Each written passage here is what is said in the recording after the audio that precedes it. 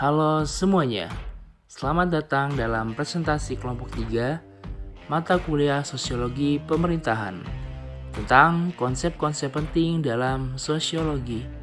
Let's check this out. Pertama-tama kita akan membahas mengenai definisi sosiologi. Sosiologi didefinisikan sebagai studi sistematis tentang cara-cara di mana orang dipengaruhi oleh dan mempengaruhi struktur sosial dan proses sosial yang terkait dengan kelompok, organisasi, budaya, masyarakat, dan dunia di mana mereka berada. Selanjutnya adalah konsep-konsep sosiologi menurut para ahli. Rock and Warren mengemukakan bahwa sosiologi adalah ilmu yang mempelajari hubungan antara manusia dengan kelompok-kelompok. William F. Ofburn dan Meyer F. Minkoff berpendapat bahwa sosiologi adalah penelitian secara ilmiah terhadap interaksi sosial dan hasilnya, yaitu organisasi sosial. Selanjutnya, G.E.E. Pendorn dan C.J. Lemers mengemukakan bahwa sosiologi adalah ilmu pengetahuan tentang struktur-struktur dan proses-proses kemasyarakatan yang bersifat stabil.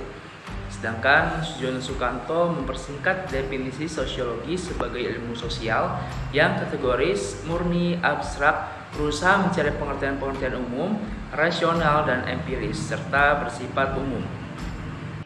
Selanjutnya, sosiologi menurut Max Weber adalah suatu ilmu yang mempelajari tindakan sosial. Tidak semua tindakan manusia dapat dianggap sebagai tindakan sosial. Suatu tindakan hanya dapat disebut tindakan sosial apabila tindakan tersebut dilakukan dengan mempertimbangkan perilaku orang lain dan berorientasi pada perilaku orang lain. Tindakan adalah perilaku manusia yang mempunyai makna subjektif bagi pelakunya. Sosiologi bertujuan untuk memahami persetehan mengapa tindakan sosial mempunyai arah dan akibat tertentu, sedangkan tiap tindakan mempunyai makna subjektif bagi pelakunya. Maka ahli sosiologi yang hendak melakukan penafsiran bermakna yang hendak memahami makna subjektif suatu tindakan sosial harus dapat membayangkan dirinya di tempat pelaku untuk dapat ikut menghayati pengalamannya. Hanya dengan menempatkan diri di tempat seorang pekerja seks atau mucikari misalnya, seorang ahli sosiologi dapat memahami makna subjektif tindakan sosial mereka, memahami mengapa tindakan sosial tersebut dilakukan serta dampak dari tindakan tersebut. Melanjutkan pembahasan sebelumnya, saya di sini akan menjelaskan konsep sosiologi menurut Auguste Comte. Filsuf Prancis Auguste Comte menemukan kata sosiologi untuk menggambarkan disiplin ilmu yang diinginkannya untuk ciptakan.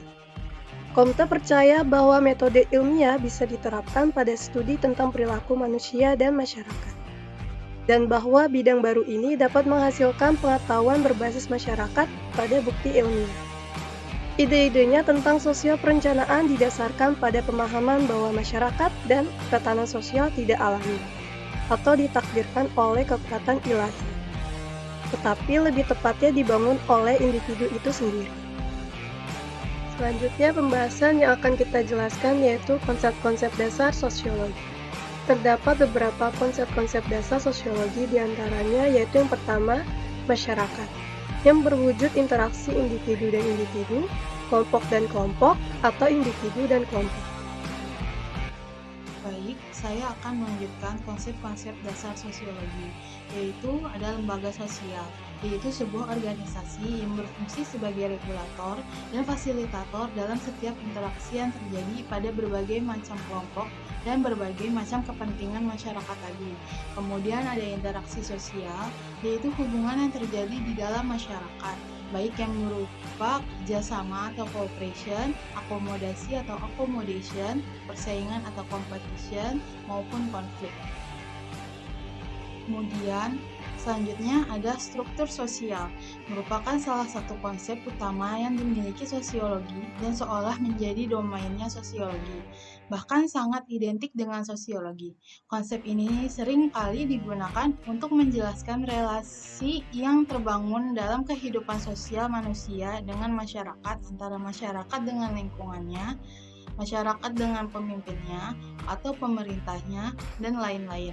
Dijelaskan lebih lanjut bahwa struktur sosial ini berisikan 6 subunit, yaitu ada atau tidaknya stratifikasi sosial, stratifikasi etnis dan rasial, kepolitikan, bagian kerja secara seksual dan ketidaksamaan secara seksual, keluarga dan kekerabatan serta pendidikan.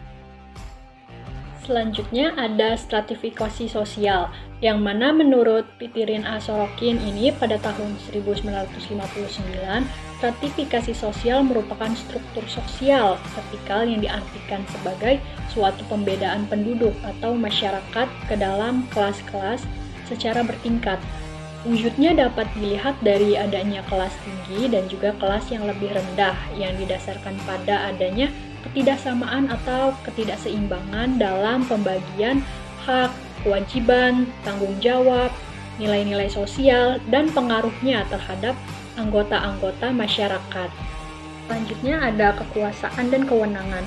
Konsep lain yang juga merupakan konsep dasar sosiologi dan bersentuhan dengan ilmu pemerintahan dan membahas gejala, fakta, dan realitas pemerintahan adalah kekuasaan dan kewenangan. Berbicara kekuasaan pada dasarnya membahas tentang pengaruh, baik mempengaruhi ataupun dipengaruhi.